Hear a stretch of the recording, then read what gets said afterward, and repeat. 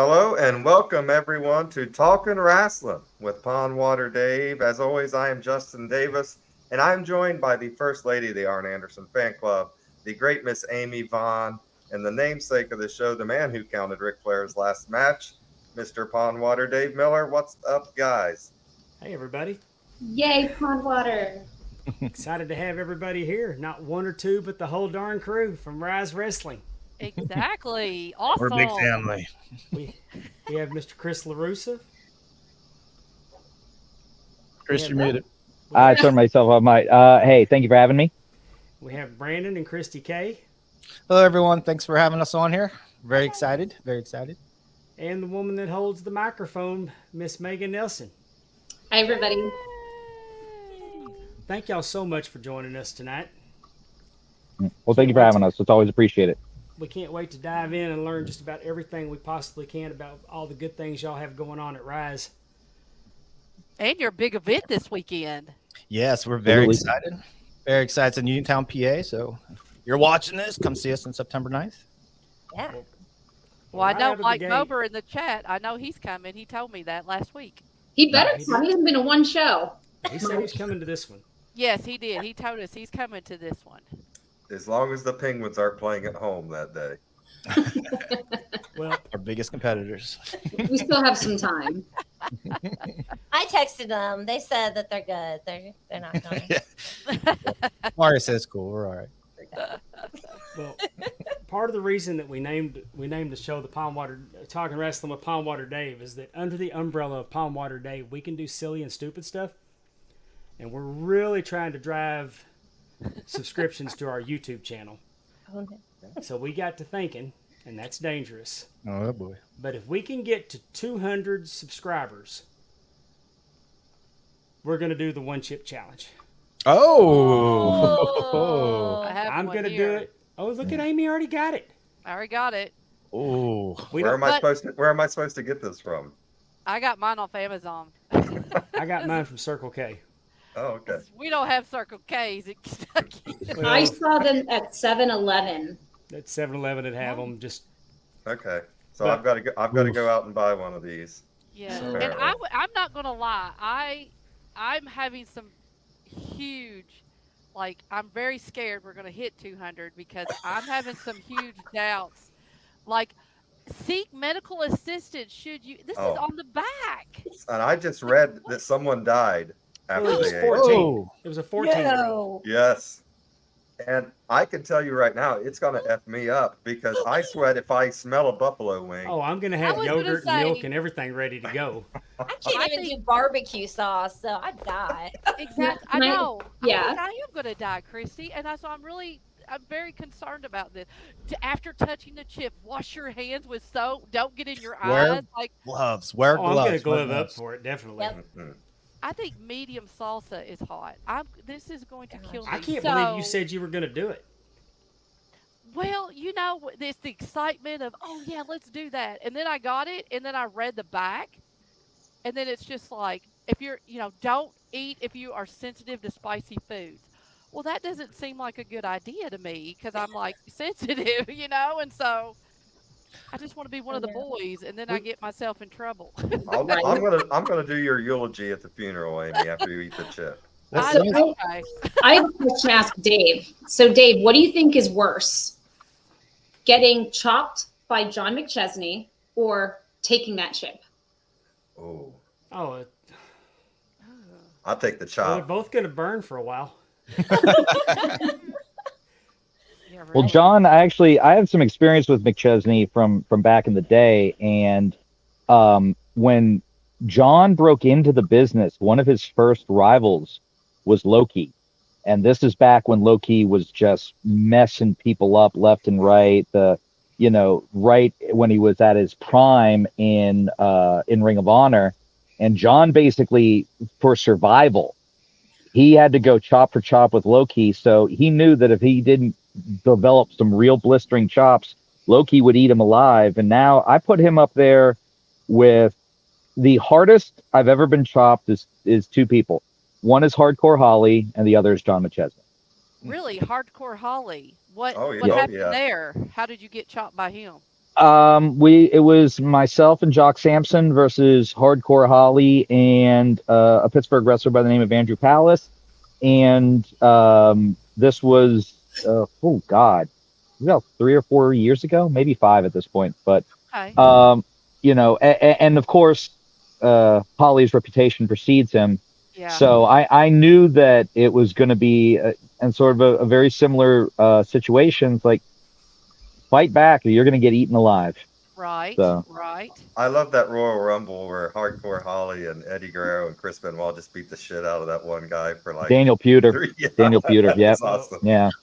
When I was training, we had a night where it was going to be chop night. Mm-hmm. And all the wrestlers got in the ring and all the students got chopped. When all 4 corners went all the way around the ring. So there was somebody would chop you in the corner, somebody chop you in the middle, somebody chop you in the corner, and you went all the way around. Mm-hmm. And BJ Turner was, I mean, his chops were brutal. But then there was a wrestler named Luke Bronson, who's probably about 6'2", 6'3", and he did a double-handed chop, and I got him last. And when he came down, I mean, my chest looked like hamburger meat. It was bleeding. It was bad. I mean, Lord. Poor Dave. On the day of the didn't- office. I didn't cry about it. I did it, but it was. See, Mike Fox was in there. A guy named Brandon Turner. And they did. You Robert just went Evans. corner. Robert Evans didn't chop that hard though. Well, I'll tell you. Oh, please go ahead. No, I was just saying you went corner to corner and just got the hell beat out of you. Yes. Well, I'll throw Brandon Kay's name into the list. Brandon Kay had to wrestle the Samoans for a while when he first started in, and Samu was a regular in the Pittsburgh scene. And Brandon, you had to wrestle Samu probably about a dozen times. Like, that's got to be at least a dozen times. Yeah, him and Offa Jr., who was very underage at the time, but it was still fun to work with. He was a lot smaller. But Samu knocked the soul out of me a few times, yeah. That's probably the hardest chops I've taken. And he liked me a lot, so I'm glad. Because if he didn't like me, I don't know what the heck would happen. I know who had the weakest chops of all time, and that was Rick in that last match when he could barely go at the end. He was just like... I hope I look that good. I hope I look that good at his age. That's all I'll say. So. Well, he still partied till 4 a.m. after that match. Remember, all he had to do was prove he can drink a bottle of water, and he didn't have to go to the hospital. And then he partied on Broadway with some NWA guys till In 4. fairness, he took a nap during the match. That's true. He was recuperated. Rick's the only guy I know who's like, about died from dehydration. Let's drink more tonight. Let's do that. Yeah, Oh, really. what a night. What a There's night. only one Ric Flair.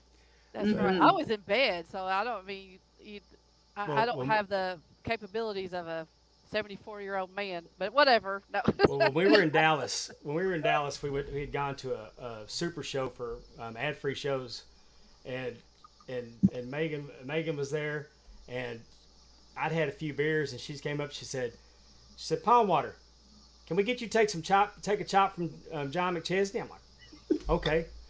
There's cameras, and I'm a crowd pleaser, and I'm taking the shirt off, and then somebody from Gillies comes up and says, What are we doing here? I said, we're entertaining.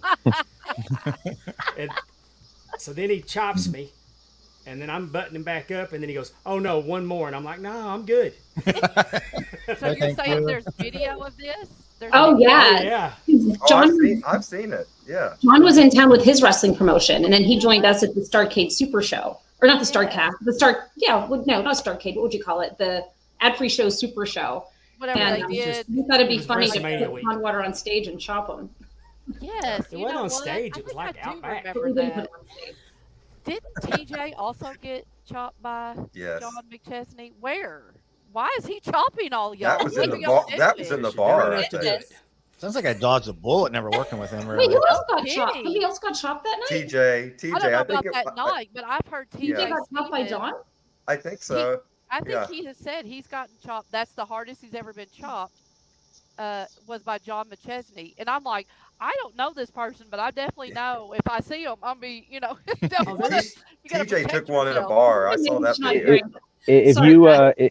if you ever have the opportunity to have a few drinks with John McChesney, at some point somebody's getting chopped. That's just sort of the way it goes. Or he teaches Okay. you how to chop. The first night I met John, That's the but no, that's the gimmick. That's That's how he gets like you. that's how he gets you, because he'll be like here and then do it, and then he'll take one of yours and they're like, Oh, all right, yeah. now let me My little Wham! half-ass smack. I didn't get chopped. I'm safe. Well, like- But yeah, no, like when we're out having a good time and I've had a few to drink, the last thing in the world I want to hear is Megan say, "Hey, Pondwater," Yeah. because I know Well- it's going to end poorly for me. That sounds Pondwater getting chopped sounds like a bit of a predicament. Pondwater, do you got a Pondwater predicament this week? It was my predicament this week was my granddaughter. See, and my wife really did me dirty on this because my granddaughter, I'm her favorite. Okay. Aw. What a cutie. That's Aubrey Lane, and I'm her favorite. But my wife's used to being the favorite for all the nieces, nephews, grandkids. Kids love her. But for some reason, this one loves her pawpaw, and her pawpaw loves her too, which is where the predicament comes in because we're playing. And my wife's in the kitchen, and she's cutting chicken. And I got to go to the bathroom. So I said, I'll be right back. I'm going to the bathroom. I take 2 steps. Pawpaw! And she's going with me. And I'm like, well, now I'm like, hey, you're going to have to come get her. So I got to go to the bathroom. She goes, all right, let me finish this right here and I'll be over there in a minute. So I'm still playing with the baby. And now she wants me to pick her up because she doesn't want me to leave. So I'm standing there and I'm like, hey, I really need you to come get her. So this goes on for about 5 minutes and she's still cutting the chicken. Now she's giggling a little bit while she's cutting the chicken.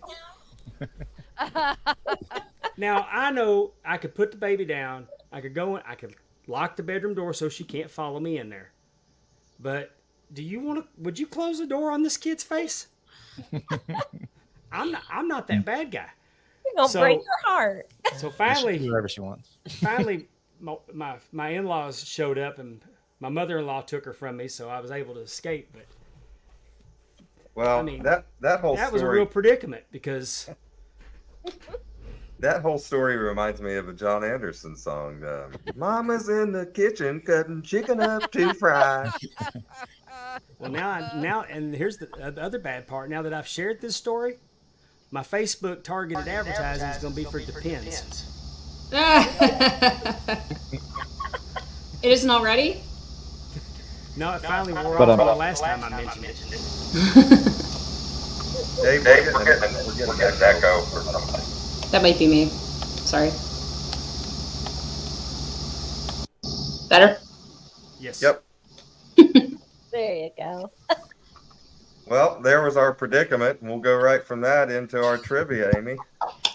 Yeah. All right, let's go. Trivia. Ooh. And yes, don't you love me in my purple double freaking A shirt? Because we all know Arn Anderson is the best. And if I could, I'd do trivia on Arn Anderson every week. But I don't. This week, I figured since you all, Ryse is based out of Pittsburgh, we should be talking about Pittsburgh's pride and joy wrestler, Kurt Angle.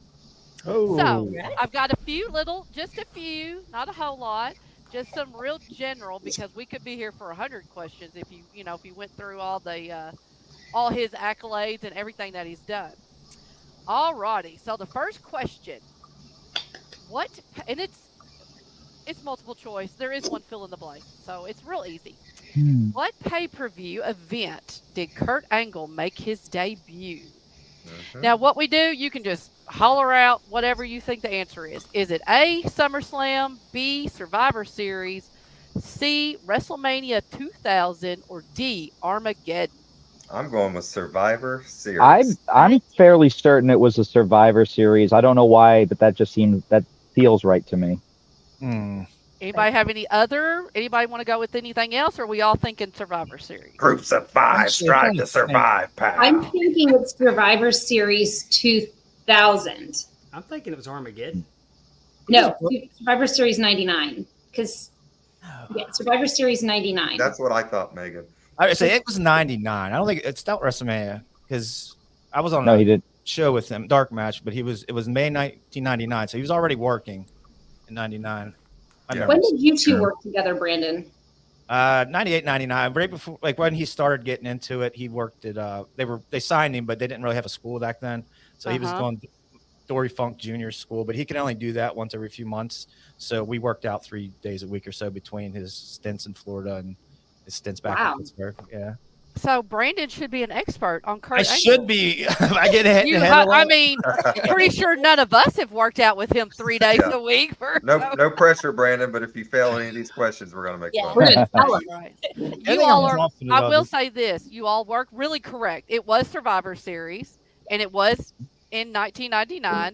He made his debut November 14th, 1999, at Survivor Series from the Joe Louis Arena in Detroit. He defeated Sean Stasiak.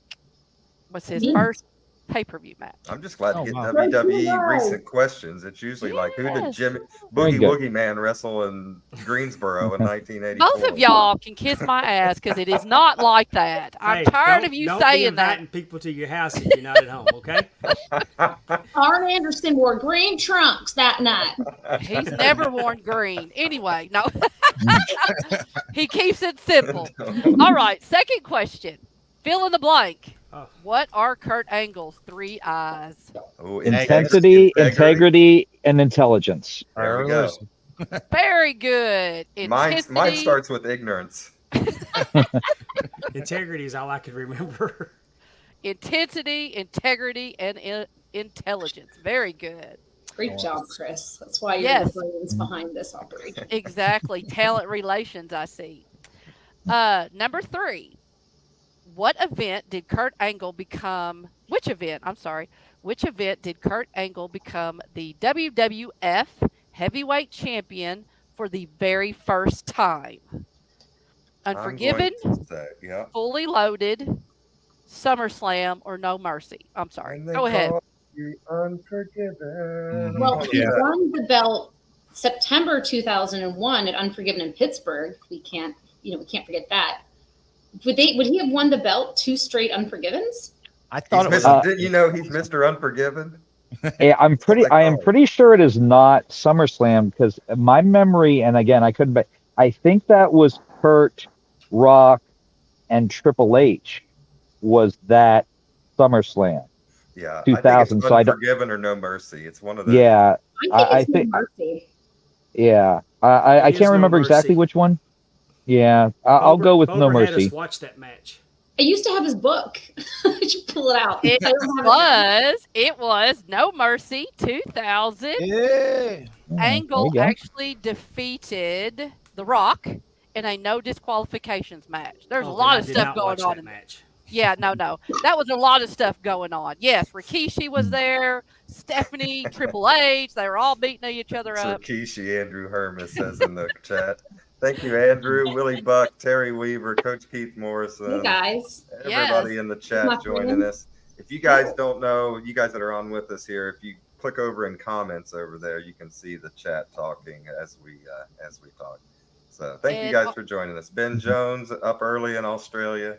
Yes, he comes to us through Australia. And, of course, Mike Bober, who's just enthused to have 2 weeks in a row of Pittsburgh talk on this show. And I'm talk about it. Now he wants to watch Unforgiven 2001. Yeah, we're gonna do a bonus episode and watch it. Oh, you got to watch. You watch a really old copy though. You can't watch you have to watch the one where it says WWF Unforgiven. You got to find the VHS because you can hear me yell something on that. Oh, okay. We like a good treasure hunt. All right, next question. Kurt Angle was the 5th Grand Slam champion in WWF/WWE history. What championship did he win to give him this title? So as you know, Grand Champions, it's the primary, the secondary, and they tertiary, and the tertiary, and a tag team. So it was a tag. Yeah, I feel like it was a tag. Yeah, it was a tag title because he went Euro, Intercontinental, World. So tag, it's got to be tag. Yeah, it has to be. Yeah. I agree. It Is Oh, I remember correct. It is. Tag was the last championship that he won. Do you know who he won it with, Chris? Just asking. Was it with one of his Angle guys when he That's formed what the I'm group? thinking. I'm thinking it's Nope. It's not. I think- Was I it with would Chris? guess Austin. Was it with Chris Benoit? It was. They were paired. Ooh. They were paired together in a tag team tournament, and they ended up winning the title. So yes, Oh, that was a pull right there. That was good. and that happened in October of 2002. So he came in. He won. I mean, if you think about it, in less than 3 years, or actually in 2 years, I guess. I mean, he was literally a Grand Slam champion. He had won at least 4 different titles because he had the European and Intercontinental at the same time. Before before he won the world champion, and then he goes. So he was quite those 3 days a week that you were working out with him, Brandon. That was all you, wasn't it? I know it was. Well, you know. Hey, take credit, right? Take credit where it is. All right, next question, number 5. What year did Kurt Angle rank number 1 on the PWI 500? Was it 2001, 2003, 2006, or 2008? It's either 1 or 3 for me. I think it's got Yeah, I think it's got to be one. It's got to be one. I think it's one for that's what I just was such a hot leaning on. start. Yeah. I think it's B. I'm going with B. All right, well, it was 2001. Yep. You all are Sure. correct. Now, Sorry. in 2003 and 2006, he was ranked number 2. No, wait, I lied. Hold on. He was ranked number 2 in 2006 and 2008. And then in 2003, he was ranked number 3. So he's definitely been in that top 5 for a very long time. And that was the only time. 2001 was the only time he was ranked number 1. All right, number 6. Last question. What year did Kurt Angle go into the WWE Hall of Fame? I think it was 2018. 15, 16, 17, or been. 18? It had to be an 18 because we were married. 18. Because we watched it at Scotty's. Yeah. It was I think 18 it's- because I thought it was more recent than that. But I'd go It We 18. has should call 18. Scotty and ask. If it's like older than 18, I'm going to feel really bad. Listen to that memory. No, She's like, we watched it at exactly. Scotty's. Served, We watched it little at Scotty's. I know that day. I remember us crying during that speech. So She did. I don't cry. That's fine. Brandon, were you mentioned? No, I was, but he did mention Damn. Sean Evans. So there was a third person in that trio that working out, and But Me he and didn't. Kurt- He didn't get you. He named the other guy, but not you. yeah, but it's okay. Like the other guy was kind of like the veteran at the time, and he was kind of we were working out together, and he was kind of leading us a little bit. So I understand why he did it. You know, Christy, Okay. what did Scotty serve at the party that night? That's what I want to know. probably pizza, but Scotty being lazy. Okay. Well, if Brandon can forgive Kurt, then I guess I can too. yeah. It was actually, and I don't really know how to do this. It was actually 2017. Was it really? it was that we got married. It was right after we got married. Hey, we've He been married way longer headlined- now. All right, so my wife's really dropping the ball here. We've been married since 2007. Oh gosh. Okay, yeah, you're right. I- Sorry. But it only feels like it's been a few years. Those Chris- numbers were, yeah. We'll talk about this later. Christy, are you partying early? Yeah, I'm like, I am. I like how Christy talked us all into the wrong answer. Right. I did too. I didn't know what I was going to say. She had what they had for dinner. Listen, they all I cried. know was is- like, That Jezebel. All I know is if she has to go on trial for something, I'm going to believe her if I'm in the church. heck yeah, She's very convincing. I'm very convincing. yes. But he Brandon says headlined. that I'm aggressively wrong, so there's your example. Yes, he went in though. That's He was the hilarious. headliner for 2017. He went in with Teddy Long, DDP, Beth Phoenix, Rick Rude, and the Rock and Roll Express. So That's good company. That is. yes, Very good oh company. yes, Rick Good Rude is one of company. my favorites ever. Oh. One- exactly. top 3 heel of all time. Mm-hmm. So were you all okay with trivia? I didn't ask about Very anybody's good, very good, very good. vaccinations, That was good. anything like that. Like they We did said. good. I thought we did pretty good on that. Other than Christy. Yes, you I did did really not good. do good, but you know. I warned y'all before we started that I was terrible at this. We was No, on a, it he was was on a good. he was on a real good roll, and then Christy spoke up. Might be the only one this. I don't know why. One of these weeks, we're going to do the same trivia 2 weeks in a row and see if we've retained any of it. I should do that. I should pull some out from previous episodes and see what happens. It's- So I'm old and feeble-minded. It's all new to me anyway. All right. Give us Well, Britt Baker next time. We'll just roll through all the Pittsburghers. yeah, definitely. Thank you, Amy. That was fun. Yeah, it was fun. We try to, or Amy tries to wrap the trivia around the people that we have on in some which way. So there's a Pittsburgh connection. That was fun. Some Kurt Angle knowledge that apparently we were at least halfway aware of. So that is our segment for trivia. Dave, let's talk about some independent wrestling here. Well, first, let me tell y'all what one of my favorite things about wrestling is.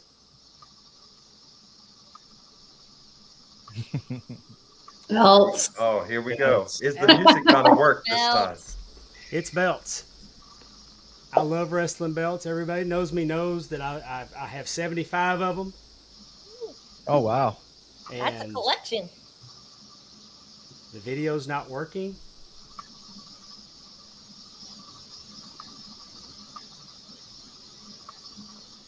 Lose someone? It's like every other time. I know, what and I it tested is. it. Speaking of belts, Ryse has an awesome Ascension title right now, which looks incredible. So we'll have to get your hands on that belt. Ooh, yes, we love looking at belts. Well, we're not going to get to look at them tonight, but I'm going to tell y'all about big time belts. Yes. If you are a promotion and you maybe not have the best belts in the world because of budget restrictions, I'm here to tell you that big time belts can help you. You can have quality belts, high quality at low prices with big time belts. If you are, say you're just a sports fan and you want to put your favorite team on a belt, we can do that for you too at big time belts. If you just have a belt in mind that you want because you want to throw it over your shoulder and you want to walk around the house with it because it makes you feel like a badass, big time belts is there for you. High quality and low prices. If you have a dream, you could just scribble on a piece of paper what you want your belt to look like.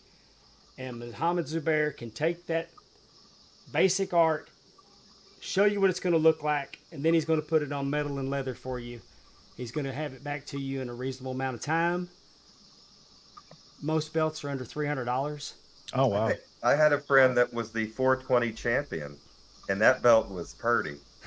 So And it you can doesn't get have to be anything wrestling. you want made. Yeah, That's right. I He was just gonna say, it doesn't recently have to did be the wrestling. BIW tag team titles, and I was proud to hold him in the ring the other night before the match. He's done SWA here in Mississippi just replaced all their belts, and they used big time belts. He's AWA. I mean, the list goes on and on. I saw a belt today that's going to South Carolina that is absolutely beautiful. So if you need any help at all with your belt, you can reach out to me. But look for Big Time Belts on Facebook. It's Facebook group Big Time Belts. And we thank Mohammed Zubair for sponsoring our show. And as Dave said, you can get sports-made belts. I think they're selling Clemson belts for 5 cents right now. You can get on there and pick those up. Well, and that'd be a good thing to have for. I know a lot of people are doing fantasy football. That could be if you are out there and you're doing a fantasy football league, that could be an awesome award, I guess. Whoever wins, and then that's something that can be passed on. It'd be kind of fun. Yeah. Yeah, that's like Terry Weaver said. It's fantasy football season. I'm gonna look into them. And Yeah. guys, Seriously. you might think that your wife will get mad at you if you say, Dave, I can't spend $300 on a belt because my wife will get mad. Trust me, dude, I got 75 of them. They get over it. And what's the worst thing that's going to happen? She's not going to speak to you for a couple of weeks. It's football season. It's football season. You don't want her to talk right now anyway. Buy a belt and then put it on and put your house coat on and walk up to her and open the house coat, let her see the belt and say, the champ is here. Not that I've All ever is done forgiven. anything like that at all. Yeah. Poor Stephanie.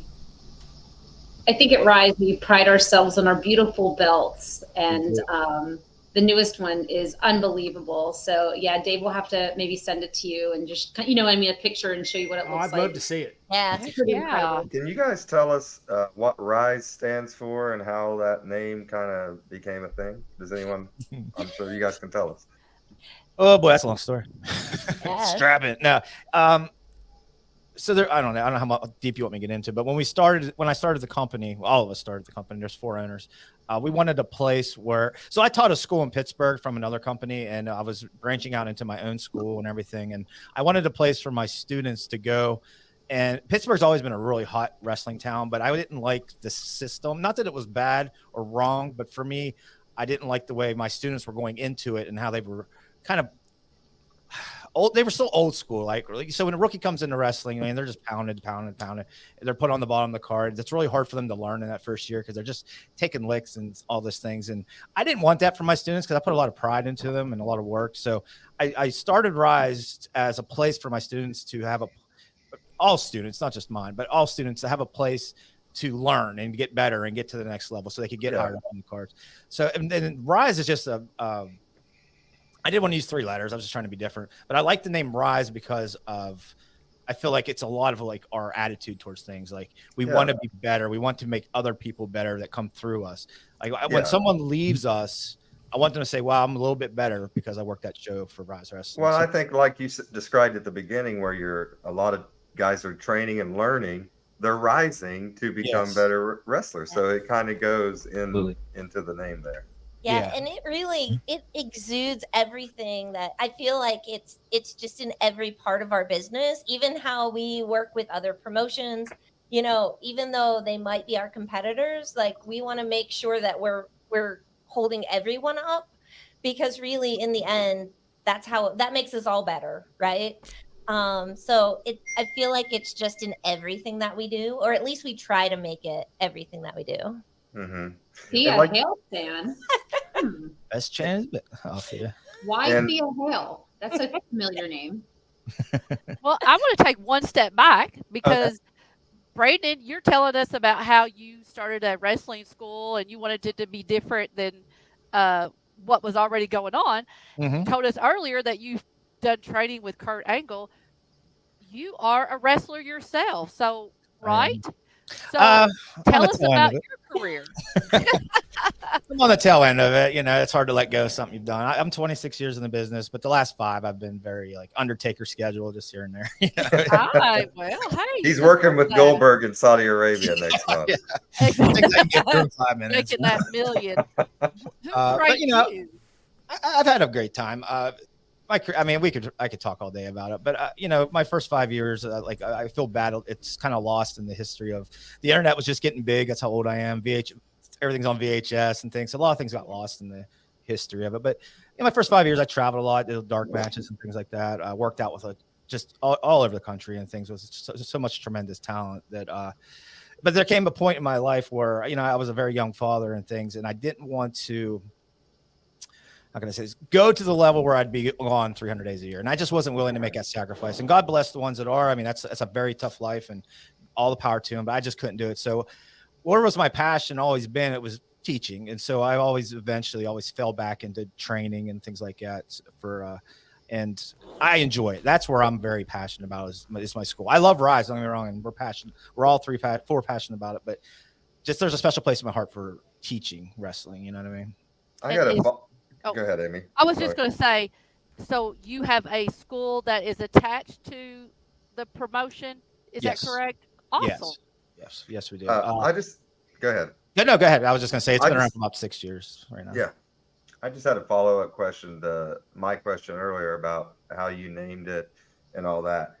I really like the fact that you're creating a positive environment for guys to learn, because so many times guys get thrown in there and they're treated like really trash. And guess what happens? They don't want to do it anymore. They give it up. I'm a high school basketball referee. So many guys just walk in and get screamed at by people for a year and they're like, screw it, I'm done. Yeah, exactly. And it takes people like me that's been around for a while to kind of grab them and be like, this is how it's going to be for a while. And you just kind of got to get used to it. And I like what you guys are doing with that. Definitely. I'm very proud of it. Like we've always, obviously we have our bad days, and we even argue sometimes, but we really try to keep everything as positive as we can. Because LeRusso, you can tell him too, as we grew up in our time, because you've been in about 20 years now. It was a lot. 20 years in November.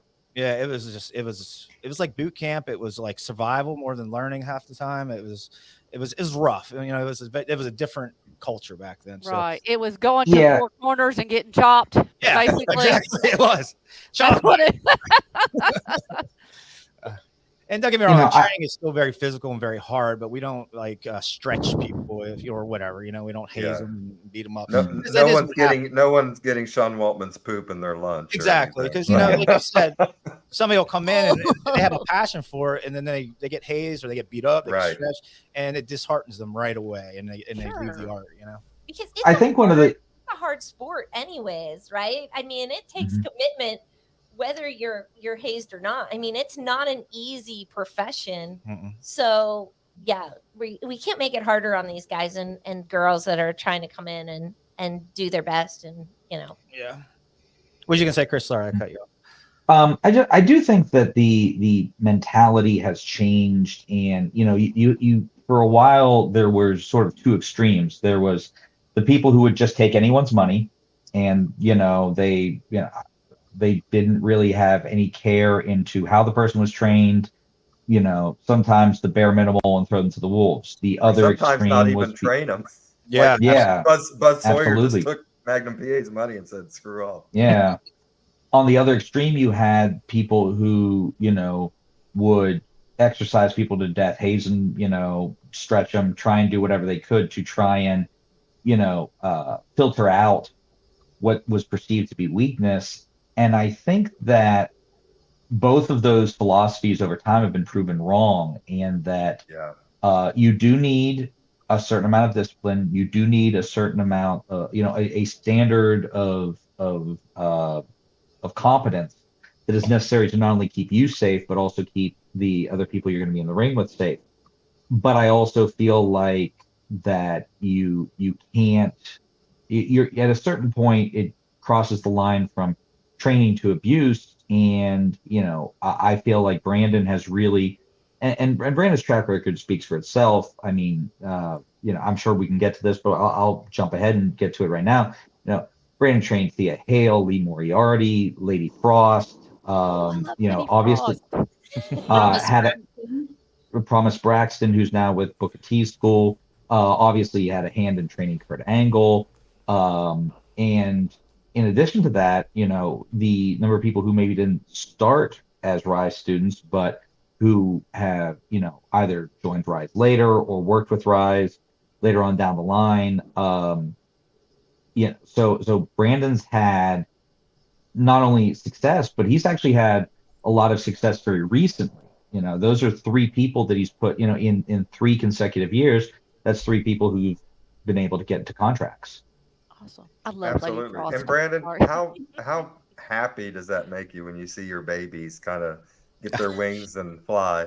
It's something else. And thank you for Chris for all that. And Chris, I could say the same about you. He's trained and helped train a lot of people that are on TV right now. And he could probably tell you too, you get nervous. It's like your proud papa, but you're nervous. Or like, oh boy, I hope they do good. And then you nitpick because that's what you do when you're a trainer and things like that.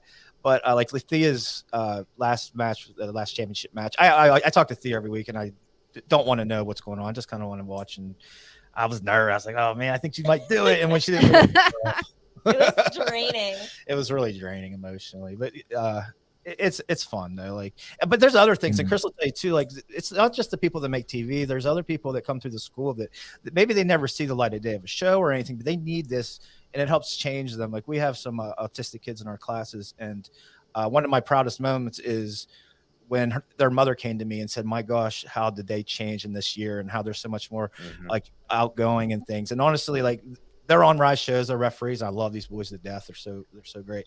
It's one of my most proud moments. I'm just as proud as that as I am of like Thea Hill and everybody. There's other joys to training besides what you see on TV. And Chris, as a special needs teacher, I get that completely. And I mean, just the little things, like you said, getting them to be referees, get some more social interaction, which a lot of these guys and girls need. For sure. Absolutely. Yeah. You know, back to what you were saying. You mentioned Promise Braxton, Yes. Mhm. and I've sang her praises on this show Yes, a you lot have. because I got to work with her a few months ago, Oh. and I even went to the promoter. I said, "We're not going to get her very many more times because that's a star." Yeah, she is. She's such I mean, a it's all over her. She just and I hate saying things like that because it makes it sound like that you're saying that other people on the show are less than, which is not the case at all. It's just that you could tell that she's got it. Mm-hmm. There was just, I mean, there was just something about her, and I can't wait to work with her. I hope I get to work with her again. But PWI said she's a top prospect, so I mean, it's incredible. And that was only an issue ago. Yeah.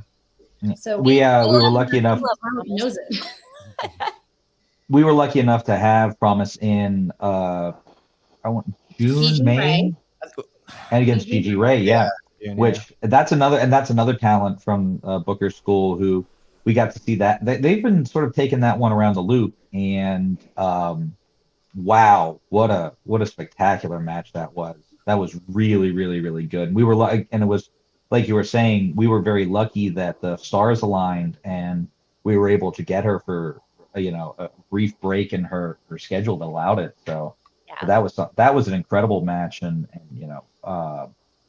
if you get a chance to see any of Promise's matches with Gigi, absolutely check them out. And Brandon, is that one available online? Yeah, it is on our Promise YouTube. and Yeah. yes. So that one's available on Ryse Wrestling on YouTube. A couple of other. We're trying to get a little. You're trying to get to 200 subscribers. We're trying to get a little bit more Well, of no, our I'm product not out because there. I looked at the back. No, I'm not. I So, decided maybe but, that That's wasn't. every one of our subscribers for you guys because I want to see them. Oh, But yeah, absolutely. Absolutely check us out.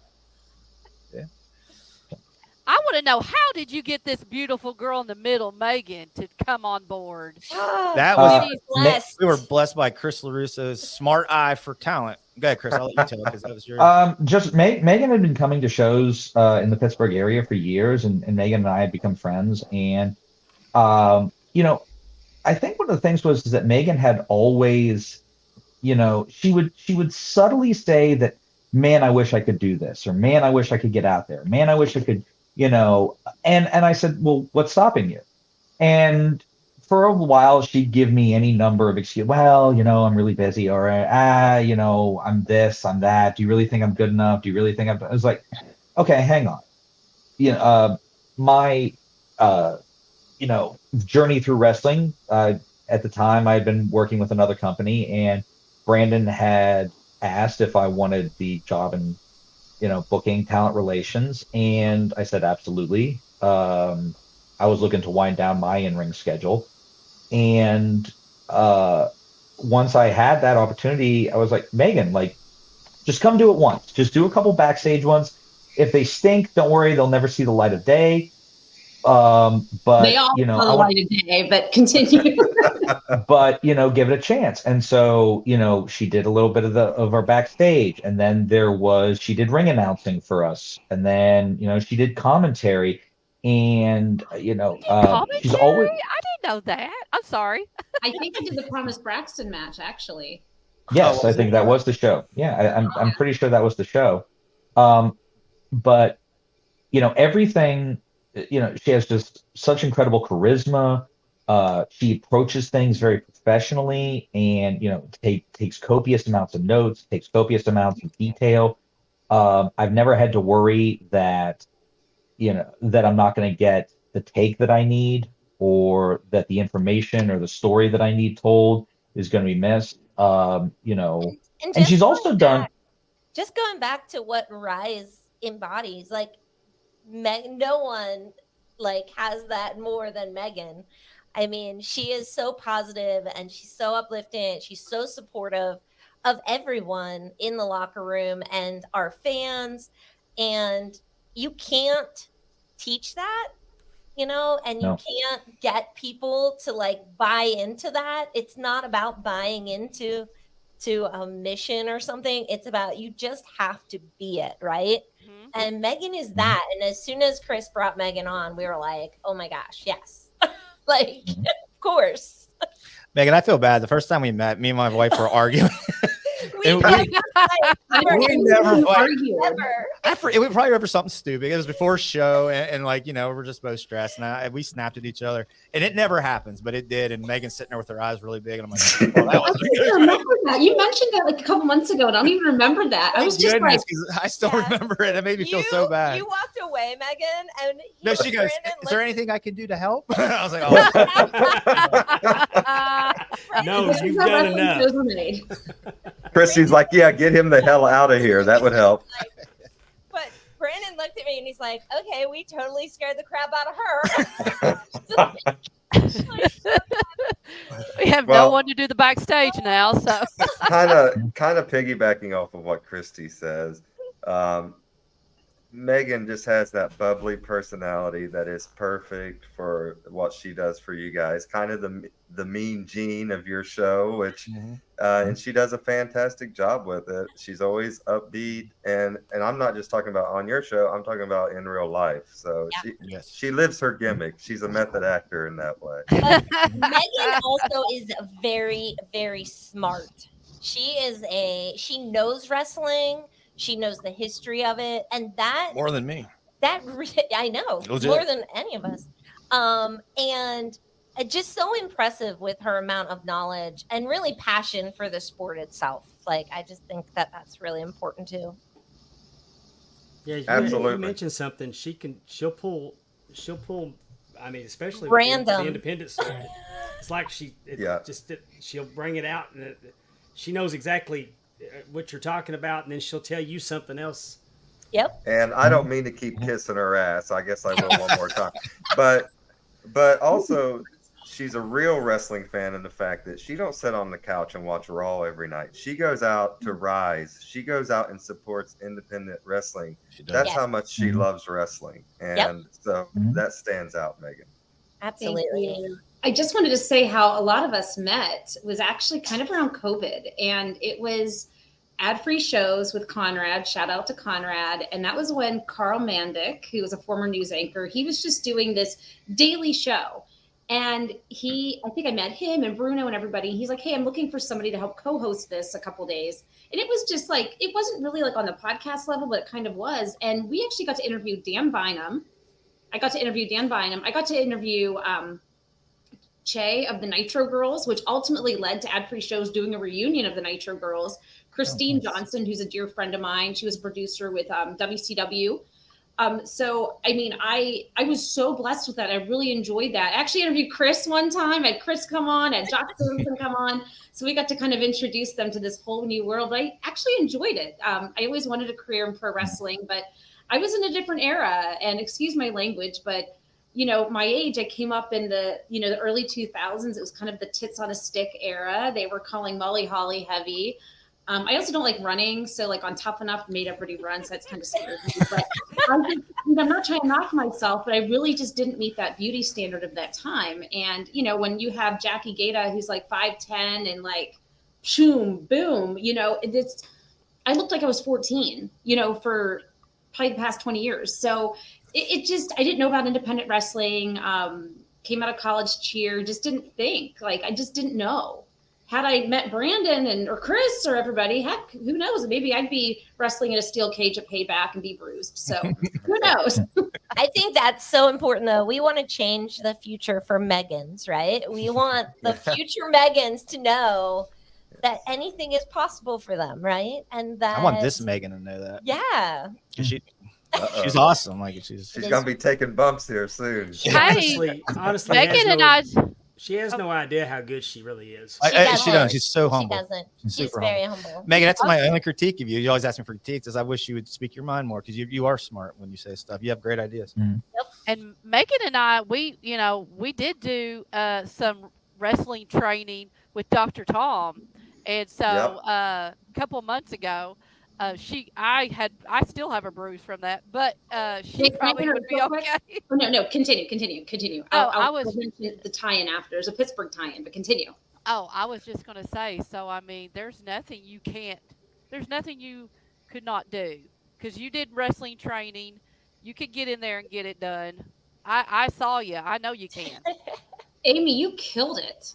And then we got to No, cut I did promo. die, but they brought me back. No. Oh, so I wanted to say a couple things about Amy and about that weekend. So this is a couple months ago in Huntsville. And Brandon, I'm like texting you like after I found out this little connection. So we're in the ring. Dr. Tom's like, hey, who wants to cut a promo? And I'm like, heck, this is going to be recorded. And I have Dr. Tom next to me. I'm going to talk about the new Ryse show. So I'm talking about the Ryse show. And after I did that, this guy named Barry Koloff, who runs Rocket City Championship Wrestling, who Ryse fans would know that I believe, who was, I think, Alexander Hendricks. Charles. And, who was the Jason Hendricks. Jason Hendricks. They actually wrestled down there, not even knowing. And Barry Koloff, who runs that promotion, worked with Brandon K. In my very early years. Crazy. Yeah. My first first time I was triumphant was with Barry. Oh, Brandon, if you want Megan to speak her mind more, just give her a couple cocktails before the show. There you go. She'll speak up. Marking that down. That's when my voice gets like this. When my voice gets like this. We're gonna just stick with the water. But yeah, you're never too old. Amy and we actually got to participate in the Top Guy Tussle. You were the manager of a heel team, and I got to be the interviewer again. That was so much fun. Megan gave her spot up as a manager to me so that I could be a manager. I was selected as the manager, and I said, nope, Amy's ready to go. And I said, I'm going to have Amy be the manager in my place. And then ultimately Conrad's like, let's just give the stick to Megan. And I'm like, oh gosh. So I got to interview Ricky Morton, and I got to interview Cabana Man Dan, and Frat Daddy, Bryce Cannon. So that was a lot of fun. We had Dan on the show a couple weeks ago. Yeah, I love Cabana Man Dan. We got to bring him up to Ryse or something. I know. Going back to Ryse, what about this weekend? You all have some big things going on this weekend. We do. Chris, you want to cover some of it? Sure. So Ryse Pro Wrestling, September 9th, Uniontown, Pennsylvania, at the Uniontown Mall, where we have recently moved to our new arena, which I believe was at one point the Sears hardware department. And you laugh, but we actually had our largest attendance ever back in July. And then if we didn't top it, we came pretty close at the Fayette County Fair in August. So we will, that evening, we will have a title unification match. You see the current interim champion, Cowpoke Paul, right up there on the poster. He will be wrestling the Reaper, Matt Connard, to determine once and for all who is the one true Ryse Grand Champion. I think both of these guys are phenomenal. Matt Connard's a longtime pro in the West Virginia, Kentucky, Tennessee, and now up into Pennsylvania in recent years. Cowpoke's been amazing, a Brandon K student who's really come on strong in the last year, has just been having phenomenal matches. I believe he is also attempting to set the record for the most number of matches for someone who is not signed. I'm rooting for him because Cowpoke Paul just got all over me. I love that name. Did you see the graphic where he's the rootinest, tootinest? I was reading it when she took it down. The rootinest. Put it back up. The rootinest cowboy in the Wild West. Yeah. Cowpoke Paul. Can you tell me why is he the interim and the other one is your unification? What happened to have both of them have a belt? Matt Connard, due to circumstances beyond our control, could not defend his title in August. And we've had some issues in the past where, if you cannot defend, taking a little bit of inspiration from the UFC. I don't think if you strip somebody of their title, I think, however, there should be a champion represented, and Cowpoke stepped up that evening in the main event. Really, a lot of that footage is also on our YouTube, so check that out. Cowpoke winning that's on our social media as well. I know it's X now, but it's still Twitter to me. Twitter, Instagram. It's Twitter. It'll always be Twitter to me. Damn it.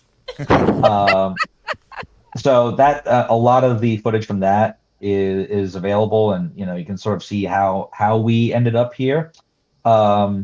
for the Ryse tag team titles, a match that I honestly think could I'll put these two tag teams against any teams in the country, and I say that without any hesitation. Zach Nystrom and Elijah Dean, the tag team champions, Money Shot against Braden Elliott and Jake Wiley, the Rad Boys. Both of these teams are just absolutely out of this world. I think that for those of you who do appreciate some classic Zach Nystrom, a lot of people say that he reminds them of Barry Windham. Yeah. I think a lot of people. I see a lot of Gino Hernandez in Elijah Dean. I see a lot of that attitude. I see a lot of that presence. And as far as the Rad Boys go, I mean, I think they're both really young. I don't think Braden can have a legal drink yet. And you It's not know, allowed in our Star Bar. yeah. Wait, he can't, I'm sorry? he can't drink yet? I'm fairly certain. Oh. Well, But you can't hang but out with Megan. but Braden and Jake, you know, they have only been teaming now for about 2 years. They are absolutely out of this world, very high energy. Again, I put both these teams up against some of the best teams in the country, and I think that they both should get, you know, hopefully get a look not only around the country but on the next level sometime soon. Mike Boner saying that Money Shot, they had a match with FTR on very brief one. Hey, yes. Believe me, I would counts. take those 16 seconds and wrestle FTR if I had the opportunity. So that's my FTR shirt. Sorry. You might get Elijah on this, so I would let's watch it, Mike. But I can't speak for Money Shot, but if they had to lose in 16 seconds to a team, it would be gladly to an Arn Anderson ran FTR. So I also want to respond to the chat. Andrew Hermas said Justin is no cowboy. I just want to say, Andrew, I grew up on a tobacco farm and I took steers to the fair in 4-H. So F off over there. About who Chris is trained, by the way. There's people that want to know who Chris trained in the business. I did see that. I've been very lucky. I've was training for about 6 years. I don't consider myself a full-time trainer anymore as I haven't taken a class. I'll poke in to Brandon's class and to a few classes in the area, but you know, I had a big hand in training Wardlow. Cole Carter, who was signed by WWE, is now with Ring of Honor and currently a client of Maria Kanellis. So I'm curious to see how that goes. Awesome. You know, I think that I appreciate the shout out. I'm very proud of all my students. You know, I was gonna say, Chris, on whatever level. Like Pittsburgh wrestling has been really good in the last I don't know, 8-9 years, and you're a big hand in that, Chris. Chris has trained a lot of the big independent talent too out there, and he's being humble. But I want to make sure he knows and everyone knows you're a very good trainer.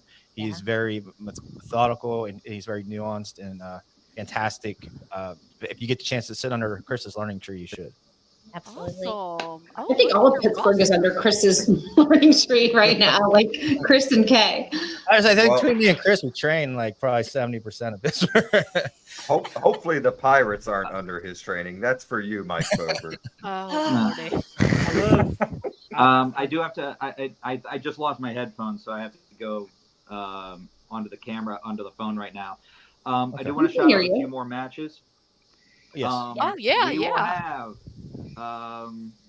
if you have never seen Pure Trash Ron Mathis, I highly recommend that you seek him out. A lot of people say that John Moxley is the craziest person in professional wrestling. Ron Mathis is, I put him right up there with Moxley. I put him right up there with any of the wild brawlers in the business. Ron is something else, and he will be actually wrestling a debuting security guard who he's had a little bit of a problem with. The security guard, Phil, has been trying to keep him in line for months, and it just doesn't seem to be working out for him. And finally, they're going to settle their problems in the ring. Also, his stable mates in White Trash Forever, the mobile home wrecker Bruce Gray, and the Appalachian werewolf Tyler Vox. I love that. Interesting. The mobile home wrecker. Yes. That's better than the cowpone or whatever. Oh my God. Cowpoke. I will say this. To pull the curtain back a little bit, I love Bruce Gray. He's a longtime veteran, really phenomenal wrestler. We try to run a family show, and as he was demonstrating how he was going to celebrate a victory that he thought he was going to have that evening, and I think we had to go with the NFL rules. All right, 2 thrusts is enough. Any more than that is not acceptable. But that sounds like Bruce my Gray sex and Tyler life. Vox. 2 thrusts is enough. Oh, Yeah, Lordy, two help is me. more than enough. We For have those- guests, Justin. You cannot say that. We have guests.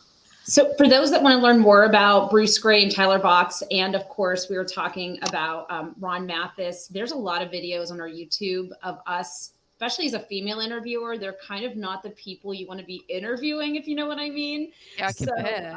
Yeah, to learn more about them. Megan check doing out the our Lord's social work, trying to hold the mic for those 3 lunatics. But You know, Tony, we have the Iceman has a special, or he has a surprise guest, so they have no idea who it's going to be. yes, Tony Johnson, who former grand champion. He's been on a little bit of a losing streak recently, but looking to turn it around with a mystery partner against White Trash Forever, Bruce Gray and Tyler Vox. Again, I'm trying to think. Big 8-man tag that evening, featuring the Great Success and some of the students from the Stronghold, as well as the Runway. That's Calvin Couture, Tyler Klein, Tad Jarvis, and Jace Mara versus Jason Hendricks, Gorgeous Gregory, Gianni Michael Enrico, and the Great AC8, the Great Success. These 2 factions have been each other's throats now for over 6 months. We're going to see what happens. We're going to hear from the former grand champion, Edric Everhart. Have not heard from him for about 4 months since he lost his championship. So we're going to hear from him for the first time. It is a full-packed show. No kidding. It's gonna be a really great show. We're really looking forward to it, and hopefully these people. David Lawless and Joshua Kavad. Joshua Kavad is actually from Uniontown and has finally had the opportunity to, he's really wanted to, he's been around for a while and wrestled across Pennsylvania and into West Virginia and in Ohio. But Ryse is the first time that he's actually gotten the chance to wrestle in front of his hometown fans. And I'll tell you, they come out and support. This one thing I will say about Ryse is they really support the local wrestlers, the local talent. And Kavad always brings a huge crowd with him. Again, September 9th at the Uniontown Mall, we will have last show we ran out of chairs, so if you are interested, please get your tickets now. RyseWrestling.com. Ryse Wrestling, one word, on Instagram, Facebook, X, all the social medias. Hey, come check us out, and you will not be disappointed. So, see, where's those of us not in Pittsburgh see this? Brandon, that is a Brandon K question. So we recently just got a new production team, and we are working really hard within the next month to bring a lot more Ryse to our YouTube. So if you didn't, I think it's Andrew. If you don't get on that YouTube, go ahead and get them subscribe to that, because within about a month, you're going to get a lot of free content. We just want to get Ryse out there. We want everyone to see. If you can't make it here, we want you to have a place to watch and see how how hard our guys are working for everyone and for the art of wrestling. We'll also have on our website within a couple months, we'll have full shows that you can buy, and we're going to try to do these super cheap, but we got to pay the bills too. So we'll let you know that price, but we're going to try to bring them to you pretty cheap. We are going to go like probably a couple months old just to keep our live events the most recent thing you can go. So yeah, check us out pretty soon. If you haven't, go to our social media, because we'll be making a lot of announcements on there of how we're going to start putting our product out there. So way more of you can see it now. It's And not Brandon, we're since we're here, why don't we surprise people with an announcement for what they'll see in October? Yes, that's a great idea. So you can do that.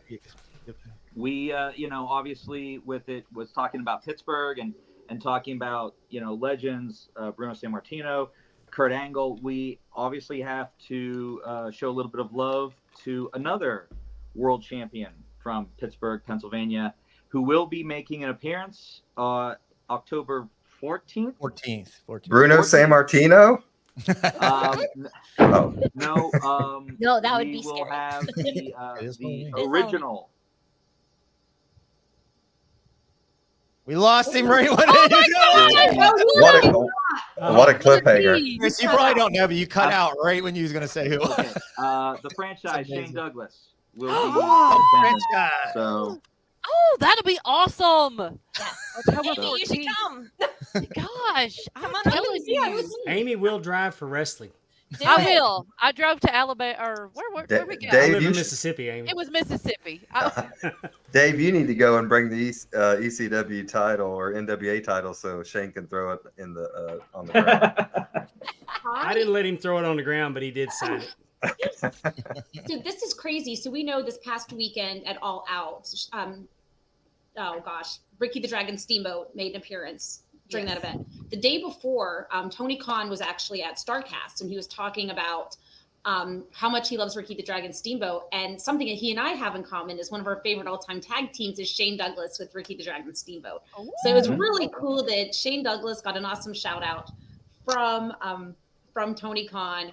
But I also wanted to ask you, Brandon, and you, Chris, I know you've met Shane many times, but have you guys ever wrestled against him or with him? I have. Have you, Chris? Yeah, I have not. I was on so many shows with him, but so when ECW was getting ready to go out of business, all those guys started touring the indies, and they really hit Pittsburgh up on a lot. And Chris, you probably did too. I think you were in the business when that was happening. But I've probably worked everyone in ECW but Shane, and I really wanted to work Shane, but I never got to. So Chris, you got to, so that's pretty awesome. But no, Shane, I got to work Shane actually within the past maybe 5 or 6 years. I'd have to go back. I think it was maybe, I guess now it's not 5 or 6 years ago. 2016, 2017, I think I wrestled Shane. And hey, he can still go. He's still the franchise, and he still is somebody who the people in Pittsburgh, and this is one thing about Pittsburgh being a wrestling town, Union Town, the southwestern PA. If you're from there, they will love you to the day you die. And Shane is Pittsburgh born and bred, and we're really, really fortunate to have him for our show in October. So, Same trainer as Mick Foley, by the way, the famous Dominic DiNucci. Yep. We're both trained under Dominic, so we got to throw that in there. Is he going to be Dom's signing stuff, or what? Oh, what is he Dominic. going? What was Dominic he trained going my to be doing trainer. for you all? I'm sorry. Well, Bring this back on. Shane will be I'm sorry. available to. Shane Okay, will be Chris. available to sign things and to meet and greet the fans. But as far as what he will be doing at the show, you'll have to wait and see. You'll have to wait and see what happens there. So. I think we kind of glossed over something real quick. Like, Chris, I get the feeling you don't really like to talk about yourself very much because, number one, we just found out you wrestled Shane Douglas not too long ago. You trained Wardlow. What else do we not know about you being a wrestler? Are you like a world champion and you just don't want to tell us something? No. Okay, just making sure. 'Cause I'm like- Journeyman. I stuck pretty close to Pittsburgh most of my career. I was in the 2017 Ring of Honor Top Prospects tournament. I had a handful of matches with Ring of Honor and with some of the larger independents. Trying to think of any really big notable matches. I wrestled Luke Gallows. I wrestled Matt Riddle. I got to wrestle Davey Richards. Christopher Daniels. That was the night I saw you for the first Joaquin time. Wilde, Jonathan Gresham. Did you ever do anything with if I say I'll, Sam Adonis Corey or Corey Graves? Graves? Did you ever wrestle Sam with Adonis, him? Corey Graves. Again, like I'm just laughing because like that. who have you wrestled? No, not really anybody. Corey Graves. Corey, we know him as Well, he Matt was because Sterling he's such James a. Keenan when I wrestled. I've never wrestled Corey Graves. I wrestled Sterling James Oh. Keenan. Yeah. So. I got you. So, do y'all have does Ryse have a relationship with WWE? Do they reach out to y'all when they're in town for extras or? They don't really do that so much anymore. It seems like, I don't, Chris, you might be able to correct me if I'm wrong. A lot of times now, like what we do is have our students go on. They have an application process for extras, and we have them go through that process. And they do get called up, but I wanted to say it's because it's through Ryse. It's not. It's because their work doing their due diligence of getting their applications and things in. Now there was a time though they'd reach out to the local promotions. Yeah, that's how I got a lot of dark matches back in the day. They would reach out to local Pittsburgh promotions and say, "Hey, let's put this guy on." But we used to do ring crew for like Ring Honor and stuff a lot. We'd help out, but with the WWE, they have like a union now, and you can't really get in there unless you're in there, you know. If Triple H would like to reach out to me, my phone number is.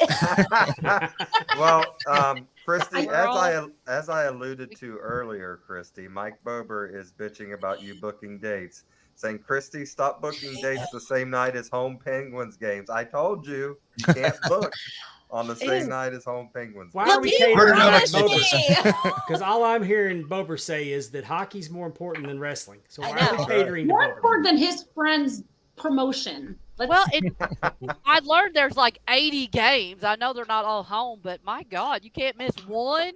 I know, right? There we Like go. I don't even understand that, Bober. Dave, I kind of wanted to go back to what you said about, talent, work from Ryse, working for WWE, AEW, NWA, all these other promotions. I think the training and the expertise between Brandon Kay and Chris LeRusso and the whole team, I think it helps young talent, new talent, or even experienced talent. Like, okay, this is how you can get your name out there. This is how you can build a resume. This is what you need to do to get your name out there with these promotions, and maybe work a dark match, maybe work on TV. I mean, we have a lot of talent currently on the roster that's been on AEW. Mm-hmm. I don't know. Promise Braxton was on. Well, I don't know if that's AEW, but she wrestled. on a lot of She Ring of wrestled Honor Athena. Ring of Honor. Ring of Honor I champion. mean, the national. Oh thing. yeah, they sent her down to. I think they did it at Booker T's place, right? When she worked. She did it for Ring of Honor. She might have. Yeah, I talked to her about it, but I'm like, I'm flaky. I don't remember. But honestly, that was a big thing because they don't. I was talking to Thea actually about it, who was talking. She wanted to talk to me through me to prom. It was like a weird thing. But again, I was like really nervous for her, and it was a big moment. I heard she did very well, which is super awesome. You know. Forgive my ignorance, but so I'm assuming that Thea's now on NXT. Yes. What's She's her a real cheerleader name on NXT. She's in Chase U, and she's in she's Okay. Thea Hill. Yes, Yeah. I've seen her. She's the one with all the energy in the world. Like she's running around like and if it's just to tell a cool story. Like the first time she was going out to wrestle, she was like, I looked in her eyes. I'm like, oh my gosh, she's An indie show. An indie show. Her first indie show with us on Ryse. She was very nervous. And I was like, listen, here's what you do: just go out there and just scream, and run and scream, and get that energy, get that nervous energy, and just let it go out through the crowd. And she has not stopped since. And can we mention who her first Ryse show was against? Yes. Ray Lynn, who's a very, very outstanding female worker. Is she from Pittsburgh, Chris? Raylan. Ray Lynn, yeah. I don't think originally. She.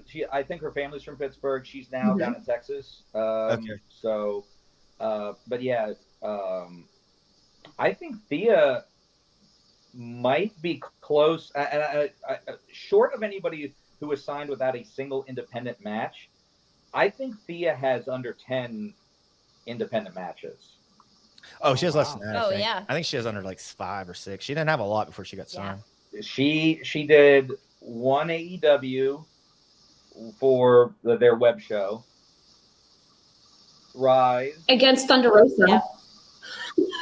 Let's have that. You're right. It might. That's crazy. It might be under 5. Now that Yeah, I'm it's thinking not a about it, lot. It might be under. Yeah. So. That's incredible. I mean, she's got a hell of a look. Yeah. I want to add too, Ray Lynn is Chantilly Cella on WoW, which is the promotion owned by the guy that owned Glow. Yeah. I like wow. Oh, I didn't know I that. do too, and I It's know, a I know who you're national talking about. promotion. It's amazing. So Yeah. that's who we're talking about when we talk about Ray Lynn. That's Okay. Chantilly Cella with the purple hair. Hey, Megs. Purple. I don't know if you saw in the chat, but we have some Ryse fans in there. Sarah Majetic said hi. Yes, I know. Hi, Sarah. And You want to our interrupt? own Rick Fike, my bestie, is also on there. Just wanted to give some shout outs. Bradley. Hi, Bradley's in guys. there. Bradley is in there. Yes. So We thank you. for being here, and hopefully you'll be back again. There's Absolutely. people I talked to today too. I think Cassidy said she's going to be on. So, and for those on the replay, thank you for Yes. watching. I think many are going to catch this on the replay. So thank you. Absolutely. By the way, Bradley, I love you. Bradley's the best fan in Pittsburgh. I'm just saying. Bradley might have his own merch. Nah, not the best. We got a lot of good fans, but Bradley is He's so. up there. You know why I love Bradley is every event we have after the event, he gives me a long thing about his opinion, and I appreciate it. And I tell him every time I love it.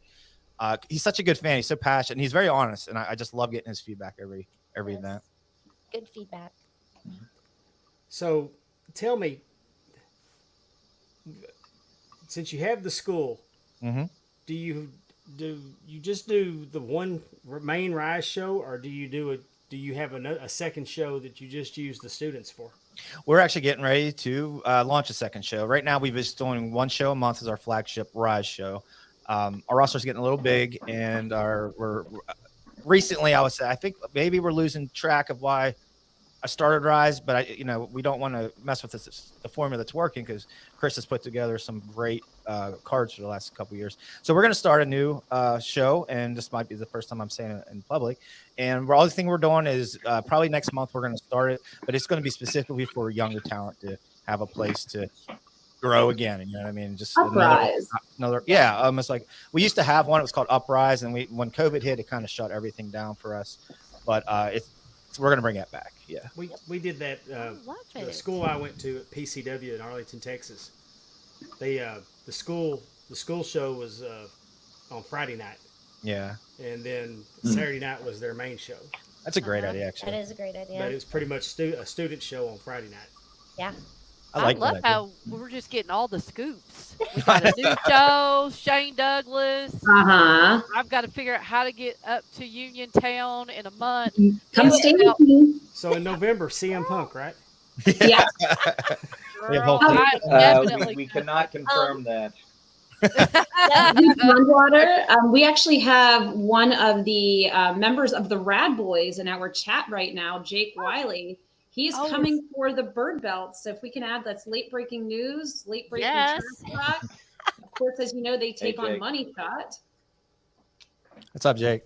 Welcome, know- Jake. We were putting you guys over just earlier in the show. You missed it. Yeah, let's watch the replay to get your props. Heck yeah, heck yeah. Do we have a It's going graphic? to be for- Ted and Mark in November, right? Ted and Mark. We have talked about market. We don't know the date yet, so There he let's not talk about So that. is Jake the one that's not old enough to drink? No, Brayden. No, that's Brayden Brayden. Elliott. Okay. Brayden We don't know. Can Jake drink yet? Either he Yeah. don't got Jake, Jake, can you Jake, confirm or I'm deny? fairly certain is old enough to have a drink. Okay. So, Actually, I fairly checked certain. the But idea of I'm Braden. not carding him, so. So, okay, Okay. Jake goes in the store for him. Got you. Actually, they're both old enough to drink, guys. Yeah, an orange state school. Okay, sure. Well, I tell you what, it looks like y'all have an. I love the artwork that y'all are using for your. I love the graphics. Yeah. Got a shout out Oh, Jesse yeah. the Mark for that. Yeah. Yeah, Jesse the Mark. I hope if you're watching, shout out to you. He does really good posts. All of our graphics are mimicked off a movie at some point of some All type. of our main poster graphics. Yeah. Yeah. Mhm. We used to be in a movie theater. That's where we ran our events out of, and we had a big screen and all this. So we kind of went with it. And Oh, when wow. we moved, I still like the idea because I feel like a lot of wrestling graphics look very similar. So we kind of take whatever the popular movie coming out is, and and he redoes it in like Ryse fashion. He does a fantastic job. Last month love was that. Barbie. You missed it. but Yeah, last the month was Barbie Barbie. one Oh is yeah, great. that was for the Oh Rumble. Yeah. yeah, I think we need to get a copy of this one of Cowpoke for Justin. Cowpoke. He, That's right. he liked that one. I've been called that a few times in my life. Are you been called the rootinest, tootinest cowpoke? I am the rootinest and the tootinest. I've got all the rooting and the tooting over Justin, here. come to Pittsburgh too. Let's go. Hey, I'm yes. ready. Like I said, I went to How Indy, far are so you from? How far yeah, are it's you, about the Justin? same. It's about the same. I think Yeah. I'm about 3.5, 4 hours from Pittsburgh. So Don't forget that invite. You're gonna have to stay If over you're that. going for wrestling, you don't have to worry about whatever. I know. I don't have to Baseball, watch hockey, any sports. football, We're good. whatever's up there. That's right. No, I definitely will be trying to come in the next year, Megan. We'll have to set up a date. Yes, I will please. show up. Please do. I know I've we're never been to packing. Pittsburgh. What's that? I've never been to Pittsburgh. Oh, you have to come I down. have- Congratulations, Dave. First time. I'm sorry. I've never been to Pennsylvania. Do it. In our chat, because I feel like we're patting each other on the back, but we're just really proud of each other. I think in what we've grown from like drawing 50 fans to drawing 400 last year. But Dean Yes. Rafford's in there, and he's the best wrestler coming to West Virginia. He's biased because he works with us, but but Dean's another fantastic trainer in Pittsburgh area. And if you ever need a future guest, Dean's got a lot of cool Dean's stories. phenomenal. And, Yeah, so, a lot of and good stories. A lot of good stories from Dean. Yeah. Oh, we love stories, so that'd Hi, be fun. Dean. Well, I think. Is there anything else we want to cover on Ryse Wrestling? Is there anything we haven't covered, guys, that you guys would like to talk about? I just wanted to shout out to the fans. I mean, gosh, I feel like we have our own fan base, and I think that's very important. And it's just a testament to all the superstars that we have, but also to all the friendships I feel our fans have made with each other.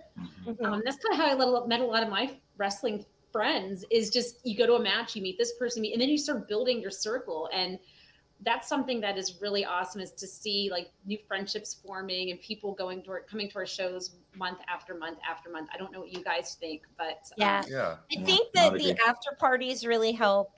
We have a local restaurant that sponsors our after party.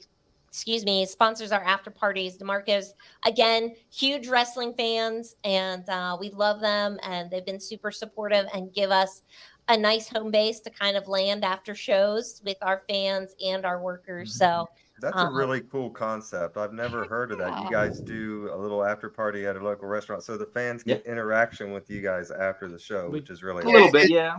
It's really nice because there's like a couple levels. So like some wrestlers, they don't want to mix with fans. They're tired. They just want to be. So there's a lower level where it's just for the wrestlers, and then there's a middle level that's just it's for everyone, fans and wrestlers alike. So it's a really good for everyone, whether you want to be an introvert or an extrovert. It's a good place to hang out after the event. Yep. Awesome. I mean, even Pillman hung out with us after an event. Yeah. Remember, he's just like sitting eating pizza. Actually wings. He's only protein. But he's just eating wings, and we're just. No, he was eating pizza that night. And Was he? Yeah. Yeah, keeping a handle on Pillman's. Oof. That's your job, Chris. Yeah, I love Brian. We actually we originally were going to have Brian for this upcoming show, but then unfortunately, Brian's success came very. So I got to tell this story real quick. I obviously the rumors were that Brian's contract had expired with AEW and that he was going to be a free agent, which to me was like, oh, this is great. I'll have more opportunities to use him at Ryse. I got to meet Brian very early. I think I actually met Brian before he went to Lance Storm's school. I met him through a couple of some Storm Academy graduates who he had been talking to, and so I think I met Brian before he left for Calgary.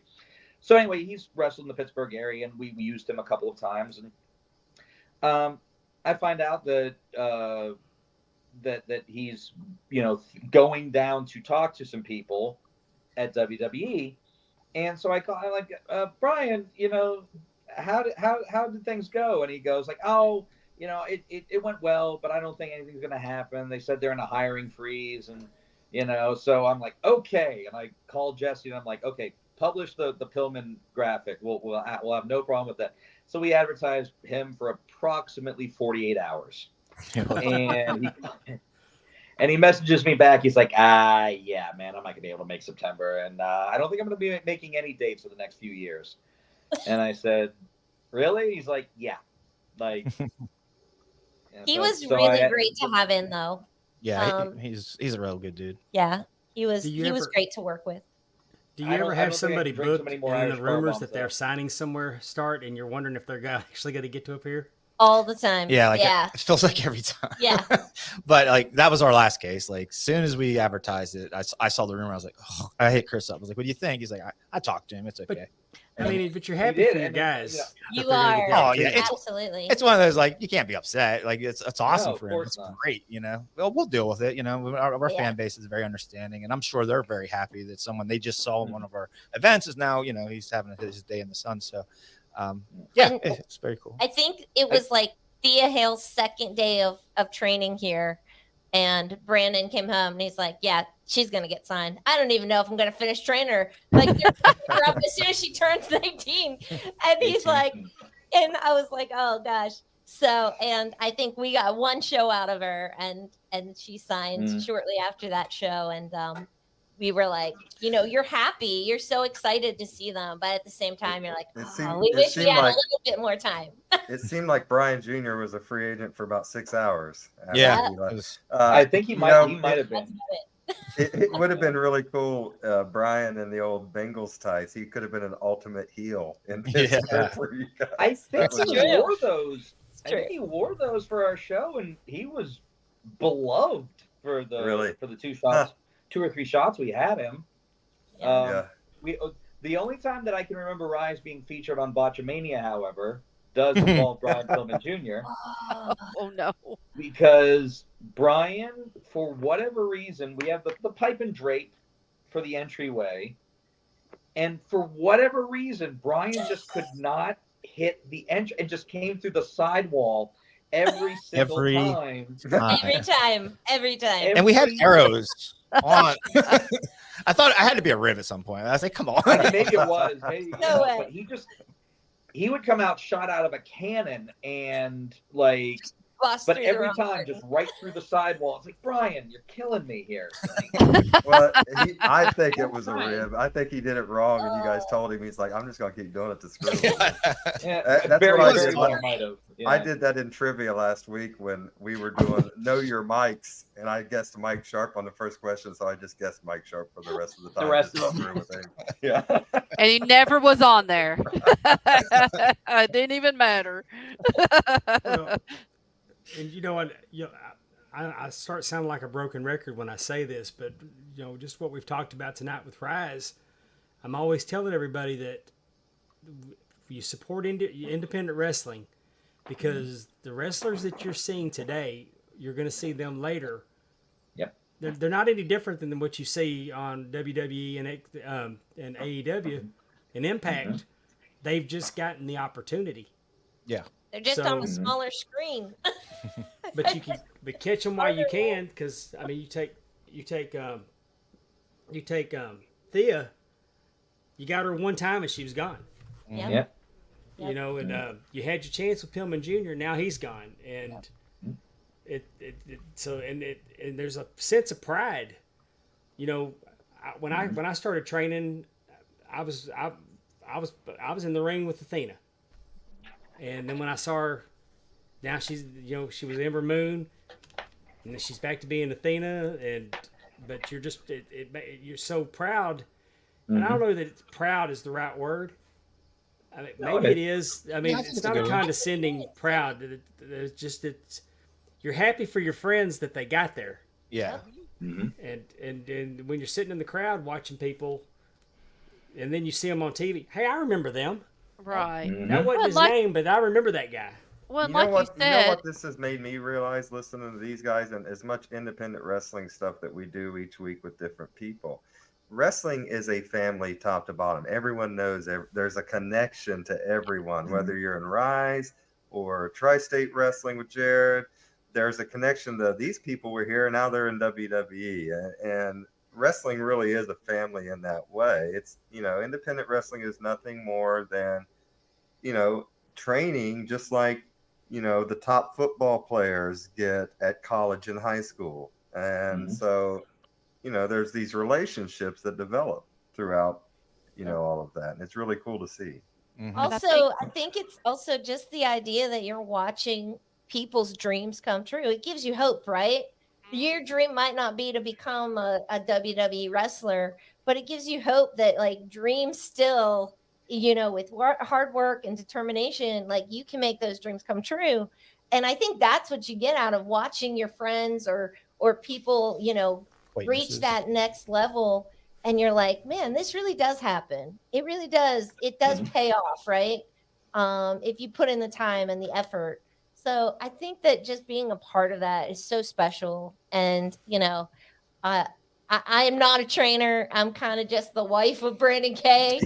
And, I do the business side. I would say but- you're very you do the But business still- side, Oh my but I gosh, can't. Christy. Yeah, we but can see still, your cruises all like, day. you know what I mean? Like just being a little tiny part of it is just like so. Shannon, I don't even think you're a tiny part of it because I think she's- Brandon would. I think Brandon would admit that he wouldn't even have anything without Christy there to take, like he said, take care of the business side of everything. It's absolutely true. It's absolutely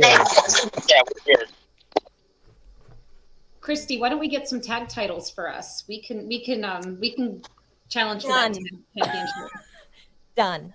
Do you have? But Do you have? all I got to say, Christy, is you better not schedule a booking on the Penguins home game. Oh, man. Oh my God! No way. Do you have a women's title?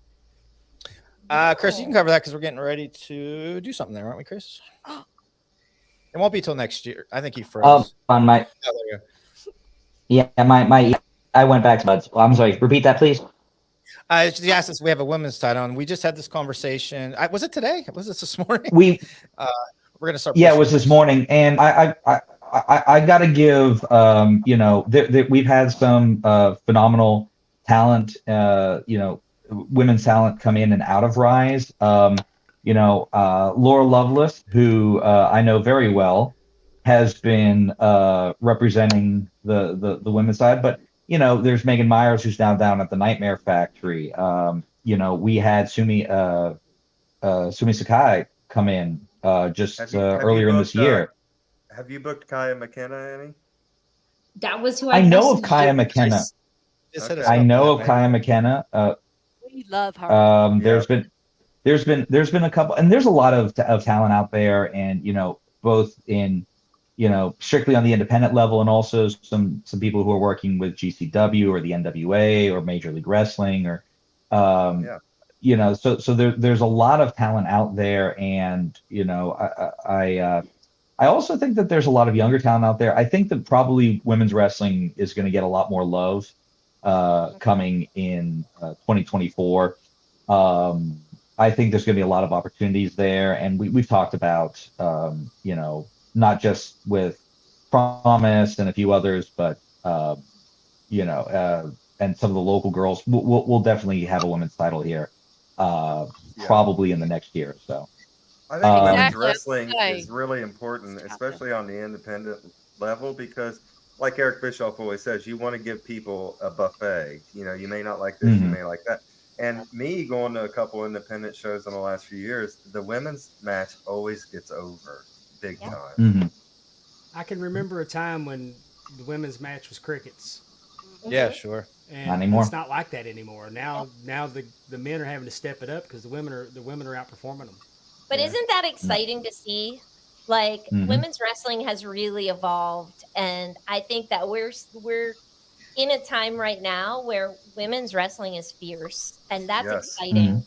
That's One of my favorite matches was it last year, Lady Frost and Zoe Sky. You can. I was just Zoe going to bring that Scott. up. That was in October 2020. That was really good. You can find it on YouTube. You can check it out for free too, but it's really, really good. So ladies good. match, yeah. And I might be a little bit biased, but I'm also going to mention Laura Lovelace versus the Honey Badger, Regina Yes. Honey Badger. They had a hardcore match that was about as crazy as any of the violent brawls we've had, with maybe the exception of Ron Mathis. They went all over the building. That was in Baldwin, if I That was remember Mullen, correctly. too, Yeah. Yeah, and that was a really good match. So there's two right there from Baldwin that I think that shows the caliber of female talent that we have. come through Ryse, and they'll hopefully just get bigger and better in the future. Are those matches on your YouTube channel? They are, yes, both of those. Okay, awesome. I don't think Laura and Honey Badger is yet, but I'll put it up since we're Put talking that about one up because that. Go ahead. I know that's a pretty good one. There, and Lady Frost and Zoe Sky, and I'll put that one up here in the morning, and so we'll put we'll have them all up there. Yeah. Now that Amy said that, I just wanted to give you guys an opportunity to plug, while we think about it, plug your Twitter gimmick and everywhere that people can follow Ryse Wrestling. Yeah, so we're on Facebook, Twitter, or X, whatever you want to call it, Instagram, TikTok, at Ryse Wrestling for all of them. Am I missing Ryse anything? with a Y. Ryse with a Y. We're on RYSE. And we're just starting our YouTube, and that's where I highly suggest if you really want to see what's coming up for Ryse and things like that. We're going to really be putting a lot of work into getting our product out there on YouTube and places where you can see it. If you can't make it to an event because you live far away, we still want you to be able to enjoy Ryse. So look for that. Get on there soon because probably within a month or two, we're still hashing out the schedule that you'll be getting a lot more of us online. Our website also has a great merch store, so get all of your Ryse merch. And swag And your tickets. And your tickets. And your tickets to our shows. And I wanted to bring up one other thing too for those that are listening to us from the Pittsburgh area. We do have a Patreon page, and we have different tiers of Patreon. But one of my favorite tiers is actually the $20 tier. And with that $20 tier, is you get access to exclusive matches, backstage content. You get news about upcoming matches before everybody else, and like special guests. But you also get a ringside ticket with that 20. So you're guaranteed that ticket every event. So for $20 on Patreon, subscribe if you live in the area. You get to go to all the shows free with your $20 Patreon. I mean, it's a win right there. It's a win-win. Well, because the ticket from earlier. I mean, that's the ticket's basically the price of the ticket. Basically the price of the ticket. If you know you're coming, you should just go to our Patreon and get it because you get all the other content for free. Yeah. And like and subscribe their YouTube. I'm getting ready to. I live in Huntington, West Virginia. I'm not very far. I want to see what's going on so I can plan. So do that. And we're holding you to that. I will. Yes. And please like and subscribe Talking Wrestling on YouTube with Pondwater Dave as well. So go ahead and hit both of them while you're listening. I want to see this chip challenge, everyone at Ryse. So please do this for me. pwdpod.com will take you to our YouTube page. You heard that. Go there, like, subscribe, do all that right now so we can watch the one chip challenge, which I'm very excited about. Yes, I'm not, but okay. I'm not excited at all. I know. And we're not going to be satisfied with 200, but that's our next. Right. But that's our next goal. What you don't understand, Brandon, is that me and Amy are behind the 8 ball because what Pondwater does for a living is sling flaming hot Cheetos. So that some bitch is a pro at this. Yeah, he's been training for this for life. But this has This has Carolina Reaper in it. When I went to Disney World, we did the Epcot thing, and they grow Carolina Reapers, and the people that go in there and tend to them wear hazmat suits. There's no part of their skin exposed in that room.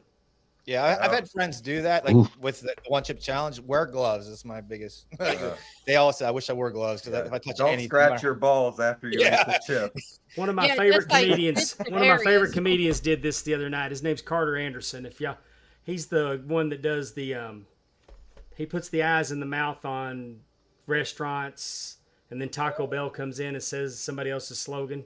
That is not your slogan, bitch. He's hilarious, but he did the one chip challenge, and with all the different potato chips telling him that wasn't a good idea. Even salt and vinegar was. But he had gloves on though. Flaming hot Cheetos is like, don't do it, don't do it. So before we say our goodbyes, I've got something. Teppy, can you bring up the picture that I wanted to bring up for our buddy Andrew Hermes, who said I was not a cowboy? Look at that. Look at that right there. Tell me I'm not a cowboy, Megan. You have really. Oh my God. Look at that belt. Where's your belt buckle? Look at the cow's ass. That's for you, Andrew Hermes. Oh, that's the best. Look at you.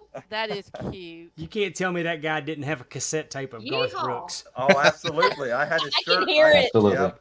Standing Outside the Fire was my favorite damn song at that point in I life. was gonna say, I feel like you watched 8 seconds several times. Well, let's after all that, we've said enough. We've said it all, I think, Dave. I you can't follow guys. that. Yes, Thank this you has guys been so so much. much fun. Thank you so much for Thank you so inviting much for having us. Thank you so much for Yes. having us. This We is wish Thank y'all you all so the much for success. coming. Yes. The door's always open if you ever want to come back and promote what you have going on. You're always welcome. Thank you. And you Absolutely. guys are always welcome up at Rise, please. I'm coming. Check I us go ahead out. and We warn can't you. wait. Pondwater's the We can't wait. referee. Yes. Pondwater Amy or refed Megan, for his if last they don't match. sell beer at the Sears old Sears building, then you're going to have to sneak me some in. That's all I'm saying. There is a Japanese restaurant in the mall that does sell beer. Oh, Trust there me. we go. I'm ready now. I'm good. I'm It's telling taken you, it's care so of. cool that y'all went from a movie theater into a mall, because the promotion Yeah. I started went from the mall to an old movie theater, Oh, really? and they just took a sledgehammer Later. and knocked the cinder blocks out from one. From one And it- theater to another. And backstage had like a boxing ring and a wrestling ring Oh, wow. and in a gym, so it was Yeah. an actual gym. But then you'd go through Gorilla, and then there was a ramp that came down because you'd walk through where the wall was knocked out into Yeah. the movie theater. Oh, that's awesome. Aw, cool. And to this day, it's still my favorite place I've ever. Well, I take that back. I had a good year last year, but up until then, my favorite independent arena was working in that old movie theater. So Yeah. We have fond memories of that old spot. I Yeah. bet. Cool. Before we go, when is the next Rise show and where? And go ahead and tell all of that again.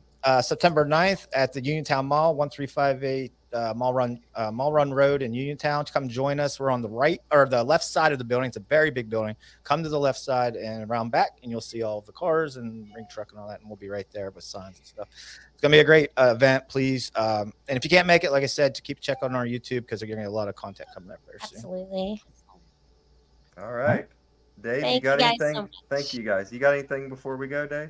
well, if you're in Louisiana and you can't make it to Pittsburgh for Rise Saturday night, we will be in BIW. Will be in West Monroe at the West Monroe Civic Center.